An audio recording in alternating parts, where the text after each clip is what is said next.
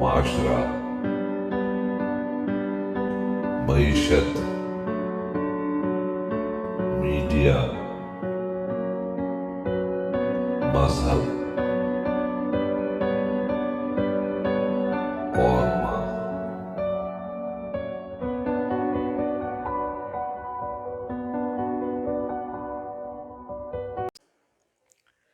بسم اللہ الرحمن الرحیم۔ چینل M5 سے وابستہ تہذیب کے محافظ، ادب کے علمبردار اور انسانیت کے پرستار ناظرین کی خدمت میں آپ کے میزبان اظہر جان کا سلام۔ اور جیسا کہ آپ کے علم میں ہے کہ گزشتہ پروگرام میں یہ مجھے موقع ملا تھا for the first time channel M5 کے ناظرین کے لیے یہ بات میں عرض کر رہا ہوں کہ میں واحد میزبان ہوں جسے چینل M5 کے لیے ڈاکٹر نسرین صاحبہ کے ساتھ میزبانی کا اعزاز حاصل ہو رہا ہے۔ گزشتہ پروگرام میں یہ اجازت نامہ لے کر گیا تھا، تو چلے آج کے پروگرام کا آغاز کرتے ہوئے ڈاکٹر نسرین صاحبہ کو میں بحیثیت میزبان، انہیں بحیثیت مہمان اپنے پروگرام میں خوش آمدید کہتا ہوں۔ السلام علیکم ڈاکٹر صاحبہ۔ وعلیکم السلام۔ تو آج آپ کو کیسا لگ رہا ہے کہ آپ مہمان کی سیٹ پر ہیں اور میں میزبان ہوں؟ اچھا بھی لگ رہا ہے اور ڈر بھی لگ رہا ہے کہ پتہ نہیں کیسا سوال آئے گا اس طرف سے۔ جی بالکل، کیونکہ آج جو سوالات میں لے کر آیا ہوں یہ وہ سوالات ہیں جو پہلے سے کبھی ڈیسائیڈڈ نہیں ہوتے، اور چینل M5 کے ناظرین کے لیے دلچسپ ترین بات ہم یہ بھی بتاتے چلیں گے، آج ڈاکٹر نسرین صاحبہ سے جو سوالات ہم کرنے جا رہے ہیں یہ مختلف چینلز کی طرح سے ڈیسائیڈڈ نہیں ہیں، جان کی امان پاؤں کی بنیاد پر ذرا دیکھیے گا کہ تلخ ترین سوالات کی کس طرح سے بوچھاڑ ہوتی ہے۔ ڈاکٹر صاحب آپ کی جانب سے اجازت ہے؟ جی میری طرف، میں تو پچھلی دفعہ آپ کو اجازت دے چکی تھی اور آپ وعدے کے مطابق جی لے آئے ہیں۔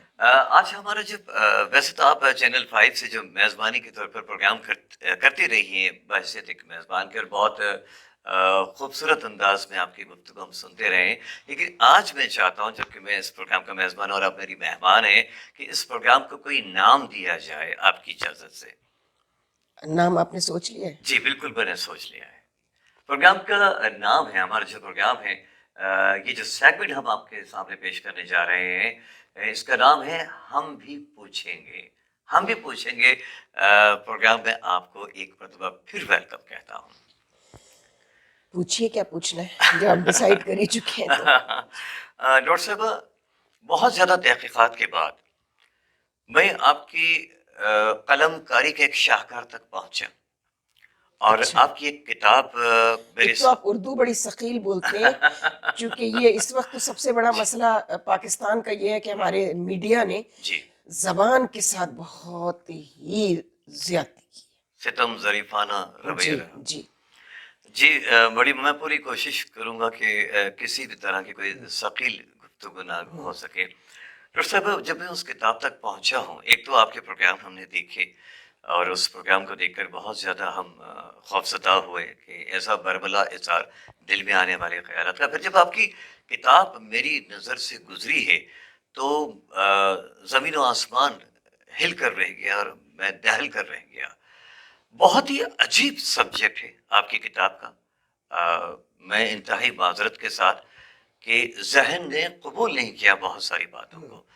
سلمیٰ کا مقدمہ ڈھاکہ سے کراچی تک، وہ کہاں سے ملی؟ تو آؤٹ آف پبلش ہے تقریباً 16-17 سال سے۔ جی ایگزیکٹلی جب مجھے کتاب حاصل ہوئی تو دینے والے نے یہ کہا کہ تو 16-17 سال سے یہ کتاب کی تلاش میں بے شمار لوگ سرگردہ رہے ہیں، آپ خوش نصیب ترین انسان ہے کہ یہ کتاب میں آپ کو پیش کر رہا ہوں۔ پھر وہ اندر گیا اور وہاں سے کچھ 5-10 منٹ کا انتظار کرنے کے بعد وہ کتاب چھاڑ کر لے کر آیا کہ بھیا یہ کتاب، اور مجھ سے سوال کیا کہ یہ آپ کیوں لے آئے یہ کتاب؟ ڈاکٹر صاحب یہ سلمیٰ کا جو مقدمہ ہے اس کے بارے میں ہم کچھ چاہتے ہیں، کچھ انٹرو ہمیں مل جائے کہ یہ آپ کی زبانی ہے، ہم تو اس کتاب کو دیکھ چکے، یہ کیا ہوا ہے، یہ آپ کے قلم کاری کا یہ کیسا شاہکار ہے؟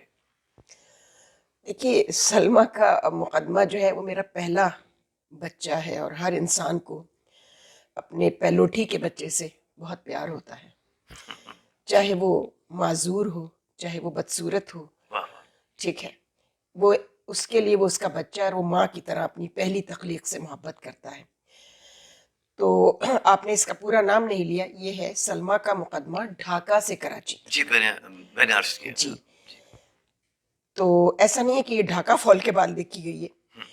یہ میرے دوران ملازمت میرے ساتھ پیپلز پارٹی کے سرکردہ کچھ لوگوں نے مرڈر اٹیک کیا تھا، اور میں اچھا. پروردگار نے اس دن مجھے ہمارے مولا علی کرم اللہ وجہہ نے جو کہا کہ موت زندگی کی حفاظت کرتی ہے. واہ. جو رات بستر پہ جی. لکھی، اللہ نے وہ قبر میں کسی کی ہمت ہی نہیں گزروا دے. وہ بے شک بے شک. تو مجھے لگا شاید مجھے کوئی اللہ کی طرف سے یہ پیغام ملا ہے کہ تمہارے پاس ہو سکتا ہے زیادہ وقت نہ ہو. میں ڈر گئی تھی. اچھا. اس وقت محترمہ بے نظیر بھٹو پرائم منسٹر تھی، اور ان کے بہکاوے میں آ گئی تھی جو لوگ مجھ پر حملہ کرنا چاہتے تھے. جی. ان کے جو ان کا پارٹی کا کلچر رہا ہے، جی جی. تو ان کو بھی میرے بارے میں مس گائیڈ کیا گیا تھا بہت زیادہ. تو انہوں نے کہا کہ مجھے کسی نے مس گائیڈ کیا تھا، کسی ایجنسی کے آدمی کا نام انہوں نے لیا. جی. کیونکہ ہمارے سیاستدانوں کو یہ پرابلم ہے کہ اپنی غلطیاں، اپنا جو کچھ کرنے کو دل چاہ رہا ہو، انتقام لینے کا دل چاہ رہا ہو، تو بعد میں کہتے ہیں کہ جی ہمیں تو اصل میں ایجنسیوں نے، جیسے ابھی عمران خان کو آپ سن رہے ہیں نا، وہ کہتے ہیں کہ جی مجھے 4 سال تک جو ہے مس گائیڈ کیا گیا اور 4 سال تک دھوکہ دیا گیا. یہ کوئی نئی بات نہیں ہے، سارے سیاستدانوں کا یہی مسئلہ ہے. لیکن بہرحال چونکہ وہ ایک ڈیفرنٹ ایونٹ تھا، میں لندن میں تھی، تو وہاں ان سے میری 1.5 گھنٹہ ملاقات ہوئی. تو انہوں نے مجھ سے یہ بتایا کہ انہیں مس گائیڈ کیا گیا تھا. بہرحال وہ تو ایک الگ موضوع ہو جائے گا نا، پھر جب ہم کسی اور وقت کریں گے بات اس پر. جی. آپ نے یہ کہا کہ کس تناظر میں کس وجہ سے لکھا، وہ اس خوف کے عالم میں لکھی گئی یہ کتاب تھی کہ جب مرنا ہے، کوئی پتہ نہیں آج میں بچ گئی ہوں، یہ پرائم منسٹر ہیں، ان کے کارندے مجھے دوبارہ کہیں مار نہ دیں. تو مجھے ذہن میں آتا گیا کہ ڈھاکہ فال کے چونکہ سہرا ان کے والد کے سر بندھا ہوا ہے، بھٹو صاحب نے ملک توڑا تھا، 2 اور باہر کے پلیئر ملا کر انڈیا اور بنگلہ دیش کے، تو اس لیے میرے ذہن میں میرے والد کی کچھ ڈائریز تھیں، ان سے بھی میں نے کچھ یادداشتیں تھیں، اور کچھ اخبارات اور اس کے پرانے میں نے تراشے نکالے. تو میں نے سوچا کہ اب یہ میں کچھ لکھ ڈالوں.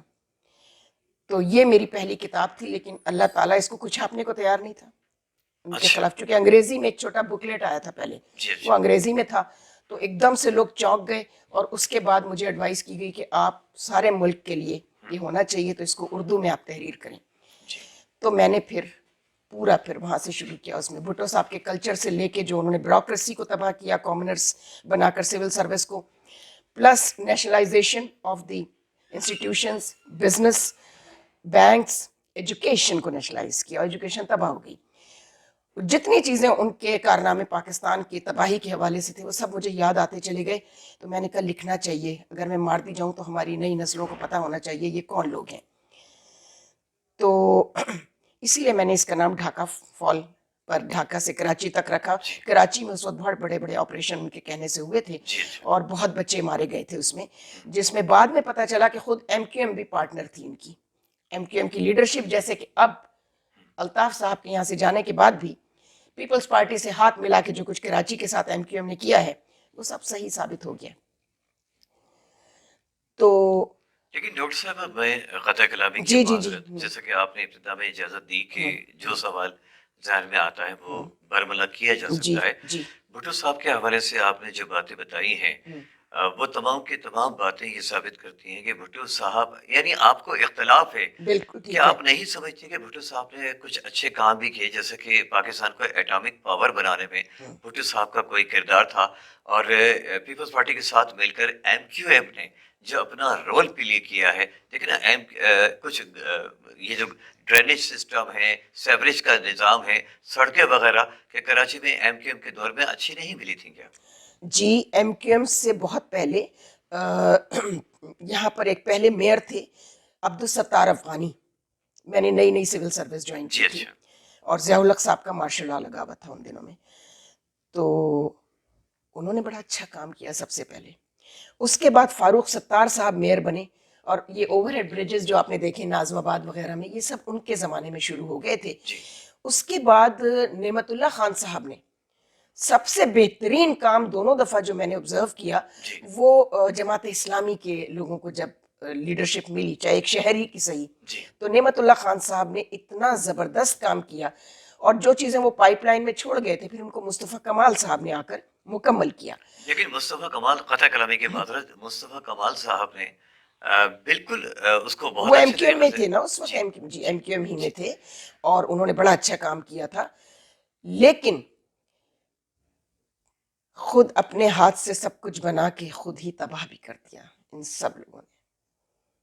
آپ میں ایسا سمجھتی ہیں؟ میں نہیں ایسا سمجھتی ہوں، پورا کراچی ایسا سمجھتا ہے، جی جس کا ثبوت یہ ہے کہ لوگوں نے ایم کیو ایم کو اتنے ووٹ نہیں دیے جتنے پہلے ملا کرتے تھے. کراچی پر ان کا پورا مکمل تسلط جو ہے نا جی وہ موجود تھا. پھر آپ نے دیکھا کہ وہ الطاف صاحب جب روانہ ہو گئے اپنا تمام کام کر کے، تو یہ اتنے سارے گروپس بن گئے، اور یہ جو بھی گروپ ہے وہ پیپلز پارٹی سے ہاتھ ملا کے اندر سے اور اوپر سے ووٹ لینے کی کوشش کرتا ہے. لیکن کراچی کے لوگ، میں اللہ کا شکر ادا کرتی ہوں، یہ شہر پورے ملک میں سب سے زیادہ اویئرنیس اور سب سے زیادہ لٹریسی ریٹ رکھنے والا شہر ہے.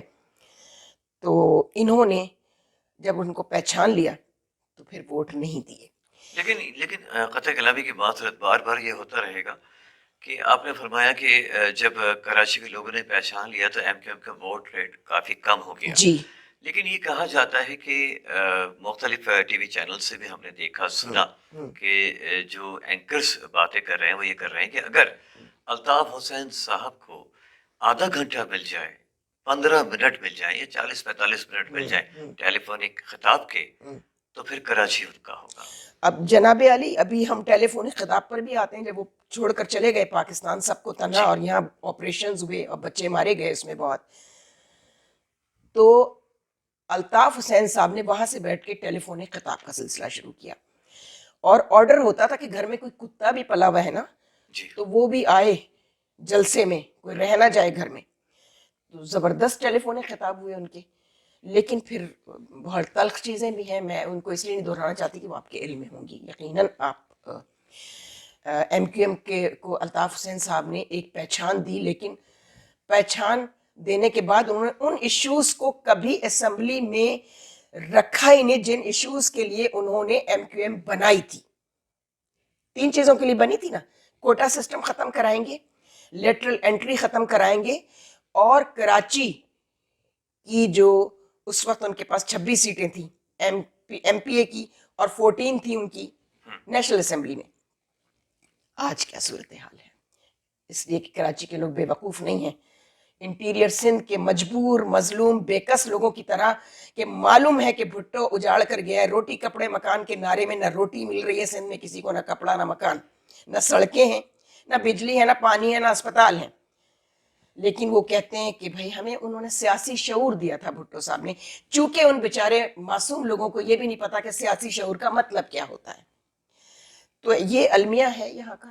اور میں سب سے زیادہ صابر انٹیریئر سندھ کے لوگوں کو سمجھتی ہوں پورے پاکستان میں، کہ وہ کبھی ان کی زبان سے بھٹو کے لیے برائی نہیں نکلی. اب شروع ہوا ہے، وہ جو بچہ مرغا لے کر کھڑا تھا نا، اس سے یہ سلسلہ شروع ہوا. سب کی جرتیں بڑھیں اور انہوں نے کہا اب ہم پیپلز پارٹی کو ووٹ نہیں دیں گے.